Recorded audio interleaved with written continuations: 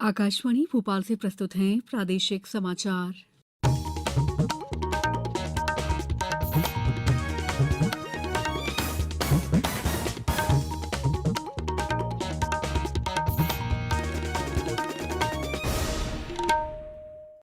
नमस्कार, समाचारों के साथ मैं दीपा सिंह। सबसे पहले मुख्य समाचार। प्रधानमंत्री नरेंद्र मोदी ने युवाओं से कृषि क्षेत्र में भागीदारी निभाने की अपील की।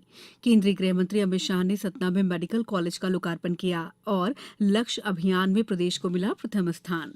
अब समाचार विस्तार से। प्रधानमंत्री नरेंद्र मोदी ने कहा है कि पूर्ण विकास का लक्ष्य तब तक प्राप्त नहीं किया जा सकता जब तक कृषि क्षेत्र से संबंधित चुनौतियों का हल नहीं निकलता। उन्होंने ये भी कहा है कि निजी नवाचार और निवेश कृषि क्षेत्र से दूरी बनाए हुए हैं, जिससे कृषि में अन्य क्षेत्रों के मुकाबले भारत के युवाओं की भागीदारी कम बनी हुई है। कृषि और सहकारिता पर बजट के बाद के सेमिनार को आज संबोधित करते हुए श्री मोदी ने स्पष्ट किया कि कमियों को दूर करने के लिए इस साल के बजट में कई घोषणाएं की गई हैं। श्री मोदी ने स्पष्ट किया है कि 2023-24 के केंद्रीय बजट और पिछले 8-9 वर्ष के बजट में कृषि क्षेत्र को महत्व दिया गया है। उन्होंने बताया कि 2014 में कृषि बजट जो कि 25,000 करोड़ रुपए से कम था, इसे बढ़ाकर 1,25,000 रुपए से अधिक कर दिया गया है। उन्होंने ये भी कहा है कि हाल के वर्षों में प्रत्येक बजट को गांव, गरीब और किसान के लिए बजट कहा गया। केंद्रीय गृह और सहकारिता मंत्री अमित शाह और मुख्यमंत्री शिवराज सिंह चौहान आज सतना में आयोजित कोल जनजाति महाकुंभ में शामिल हुए। श्री शाह ने सतना में शासकीय चिकित्सा महाविद्यालय का लोकार्पण भी किया। इस अवसर पर उन्होंने कहा कि अब मध्यप्रदेश के बच्चों को चिकित्सा शिक्षा प्राप्त करने के लिए विदेश जाने की आवश्यकता नहीं होगी। श्री शाह ने कहा कि प्रदेश के छतरपुर और सिवनी में भी मेडिकल कॉलेज बनाया जाएगा। इस दौरान श्री अमित शाह और मुख्यमंत्री शिवराज सिंह चौहान ने 50,499 लाख रुपए के 17 कार्यों का शिलान्यास और 2,565 लाख रुपए के 18 कार्यों का लोकार्पण भी किया। उपराष्ट्रपति जगदीप धनखड़ ने कहा है कि वैश्विक स्तर पर भारत का कद बढ़ने और विश्व को इसकी संभावित क्षमताओं और शक्ति का बोध होने से आने वाले वर्षों में तीसरी सबसे बड़ी अर्थव्यवस्था बन जाएगा। उन्होंने कहा कि भारत का उत्थान बहुत तेज और अजेय है। नई दिल्ली में भारतीय कृषि शोध संस्थान के 61वें दीक्षांत समारोह में उन्होंने कहा कि भारत जब 2047 में आजादी के 100 साल पूरे कर लेगा, तब ये विश्व के लिए वैश्विक शांति, सद्भाव, सुरक्षा और विकास का केंद्र बिंदु बन जाएगा। राज्यपाल मंगू भाई पटेल ने कहा है कि भारत दर्शन देश को जानने और दोस्त बनाने का मौका है। उन्होंने कहा कि यात्रा के दौरान जो लोग मिले उनसे बातचीत करें, उनके साथ मोबाइल नंबर का आदान प्रदान करें, यात्रा के बाद उनके साथ संवाद बनाए रखें। उन्होंने आज ये बात राजभवन में सीमा सशस्त्र बल की 14वीं वाहिनी के वतन को जानो पहल में भारत दर्शन पर आए कश्मीरी युवाओं के साथ चर्चा में कही। राज्यपाल ने कहा कि भारत दर्शन हमारे देश की अनेकता में एकता के वैभवशाली स्वरूप, सामुदायिक जीवन और पारस्परिक भाईचारे की गौरवशाली परंपराओं से परिचित होने का सुनहरा अवसर है।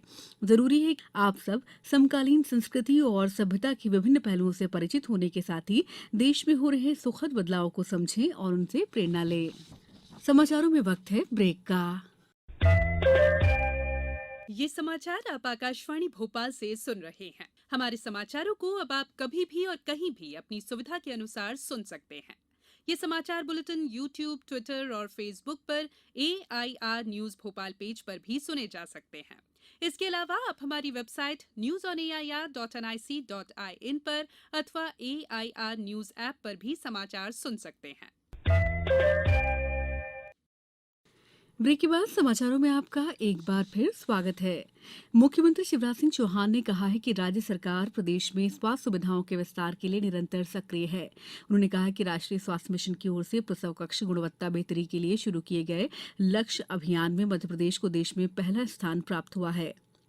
आज श्यामला हिल्स स्थित उद्यान में पौधरोपण के बाद मीडिया से चर्चा में श्री चौहान ने कहा कि लक्ष्य अभियान में राज्य की 111 शासकीय स्वास्थ्य संस्थाओं को राष्ट्रीय स्तर पर प्रमाणीकरण मिला है। इसी आधार पर इन संस्थाओं को 1 लाख से लेकर 5 लाख रुपए तक का वार्षिक अनुदान प्राप्त होगा। इस राशि का उपयोग ऑपरेशन थिएटर और प्रसव कक्षों की देखभाल तथा बेहतरी के लिए किया जाएगा। भारतीय खाद्य सुरक्षा और मानक प्राधिकरण ने मोटे अनाज के लिए खाद्य सुरक्षा और मानक दूसरे संशोधन विनियम 2023 के अंतर्गत समग्र समूह मानक तय किए हैं। ये मानक इस साल 1 सितंबर से लागू होंगे। वर्तमान में केवल कुछ मोटे अनाज के निजी मानक जैसे कि ज्वार, बाजरा, रागी का मिश्रण किया जाता है। प्राधिकरण ने 15 किस्म के मोटे अनाज के समूह का समग्र मानक अब तय किया है, जिसमें स्वदेशी और वैश्विक बाजार में अच्छी गुणवत्ता के मोटे अनाज की गुणवत्ता सुनिश्चित करने के लिए 8 गुणवत्ता मानदंड तय किए गए हैं। समूह का मानक कुट्टू, कोदो, कुटकी, कुराले और एडले पर लागू होगा। मोटे अनाज के प्रति जागरूकता और उत्पादन को बढ़ावा देने के लिए वर्ष 2018 को मोटे अनाज का राष्ट्रीय वर्ष घोषित किया गया था। बाद में संयुक्त राष्ट्र महासभा ने 2023 को अंतर्राष्ट्रीय मोटा अनाज वर्ष घोषित किया था। भारतीय खाद्य निगम ने खुले बाजार में 18 लाख मीट्रिक टन से अधिक गेहूं बेचा है। सरकार ने गेहूं और आटे की बढ़ती कीमतों पर लगाम लगाने के लिए खुले बाजार में गेहूं बेचने का निर्णय लिया है। उपभोक्ता मामले, खाद्य और सार्वजनिक वितरण मंत्रालय ने कहा है कि सरकार इस मामले में सभी हितधारकों के हितों की रक्षा के लिए प्रतिबद्ध है। अगली 15 मार्च तक प्रत्येक बुधवार को ई नीलामी के माध्यम से गेहूं की खुली बिक्री की जाएगी। लोक निर्माण मंत्री गोपाल भार्गव ने कहा है कि सड़क निर्माण में गुणवत्ता नियंत्रण राज्य शासन की प्राथमिकता है। इसी उद्देश्य से लोक निर्माण विभाग द्वारा मार्ग निर्माण में उपयोग की जाने वाली सामग्री के लिए नए दिशा निर्देश जारी किए गए हैं। संबंधित ठेकेदार और निर्माण एजेंसी को इनका पालन करना अनिवार्य होगा। साथ ही निर्देशों का पालन सुनिश्चित करवाने की जिम्मेदारी निर्माण से जुड़े सभी इंजीनियर की होगी। केंद्रीय शिक्षा मंत्री धर्मेंद्र प्रधान कल नई दिल्ली में विश्व पुस्तक मेले का उद्घाटन करेंगे। 9 दिन तक चलने वाला ये पुस्तक मेला प्रगति मैदान में आयोजित किया जा रहा है। मेले के दौरान आजादी के अमृत महोत्सव विषय पर कई साहित्यिक और सांस्कृतिक गतिविधियों का आयोजन किया जाएगा। इसमें 2000 से अधिक पुस्तक स्टॉल होंगे और 1000 से अधिक पुस्तक प्रकाशक इसमें शामिल होंगे। मेले में फ्रांस विशेष अतिथि देश होगा। अब कुछ समाचार संक्षेप में। धार में मध्य प्रदेश लोक सेवा प्रदाय गारंटी अधिनियम 2010 और सीएम हेल्पलाइन तथा शिकायत निवारण हेतु सूचना प्रौद्योगिकी के प्रयोग के लिए 3 दिवसीय प्रशिक्षण शिविर का आयोजन किया गया। खंडवा जिले में सर्व शिक्षा अभियान के चिन्हांकित दिव्यांगजनों को कृत्रिम अंग सहायक उपकरणों का वितरण कल जन शिक्षा केंद्र खालवा में किया जाएगा। सीहोर जिले में समर्थन मूल्य पर गेहूं विक्रय का पंजीयन आगामी 28 फरवरी तक किया जाएगा। नर्मदापुरम में निशक्तजन आयुक्त संदीप रजक की अध्यक्षता में जिला पंचायत में दिव्यांगजनों के संबंध में आज एक बैठक आयोजित की गई। मध्य रेलवे पुणे मंडल के सतारा कोरेगांव स्टेशन के मध्य दोहरीकरण हेतु प्रस्तावित ब्लॉक के कारण रतलाम मंडल से होकर गुजरने वाली उदयपुर सिटी मैसूर एक्सप्रेस परिवर्तित मार्ग से चलेगी। राष्ट्रीय विधिक सेवा प्राधिकरण निर्देशानुसार देवास के शासकीय कन्या महाविद्यालय में विधिक जागरूकता और साक्षरता शिविर आयोजित किया गया। आगरमालवा में कल आयोजित किए गए जिला स्तरीय रोजगार दिवस कार्यक्रम में 103 हितग्राहियों को 272 लाख से अधिक का ऋण वितरित किया गया। अंत में मुख्य समाचार एक बार फिर। प्रधानमंत्री नरेंद्र मोदी ने की युवाओं से कृषि क्षेत्र में भागीदारी निभाने की अपील।